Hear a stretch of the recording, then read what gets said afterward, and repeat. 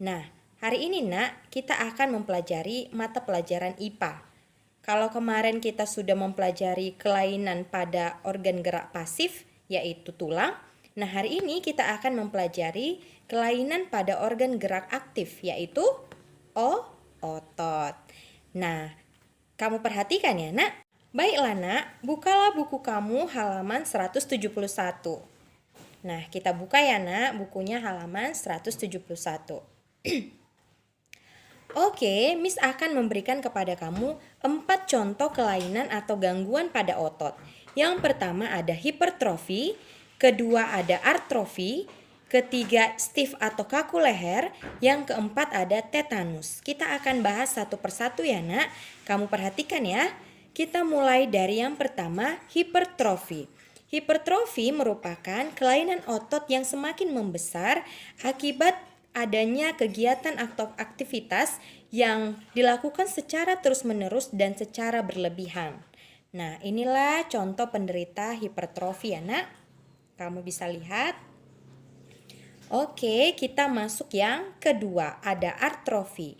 Artrofi merupakan kebalikan dari hipertrofi ya nak. Artrofi merupakan kelainan otot yang semakin mengecil dan melemah fungsinya akibat adanya penyakit polimielitis yang merusak sel saraf otot. Nah, kamu bisa lihat ya nak, inilah contoh penderita pada artrofi. Oke, kita masuk yang ketiga, ada stiff atau kaku leher. Stiff atau kaku leher ini nak merupakan kelainan otot yang terjadi akibat adanya peradangan otot trapesius leher. Nah, ini akibat adanya gerakan yang menghentak secara tiba-tiba atau salah gerak, begitu ya nak. Nah, inilah contoh penderita stiff atau kaku leher. Kamu bisa perhatikan ya nak. Oke, kita masuk ke yang keempat. Nah, ada tetanus. Tetanus ini nak merupakan kelainan otot yang disebabkan oleh infeksi bakteri.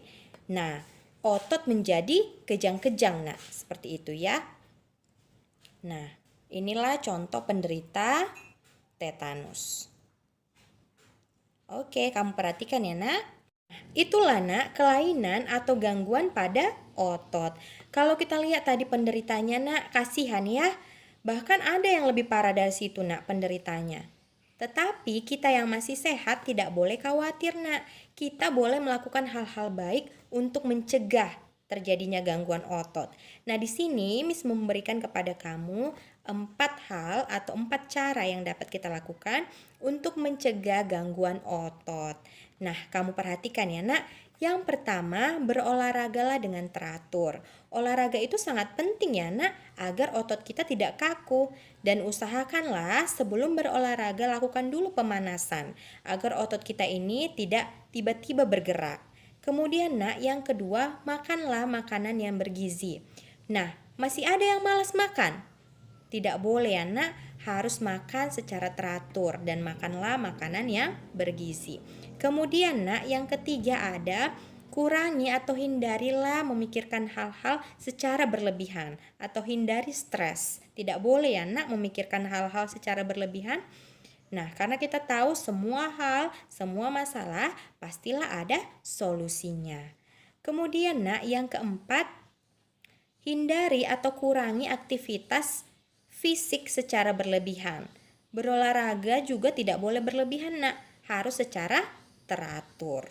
Oke, itulah nak yang dapat kita lakukan. Nah, kalau kita sudah melakukannya, ya kita yakin bahwa kita bisa terhindar dari gangguan atau kelainan otot. Begitu ya nak.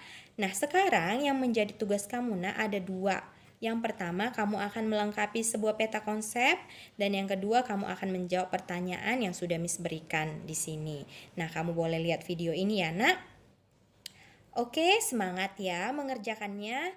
Terima kasih.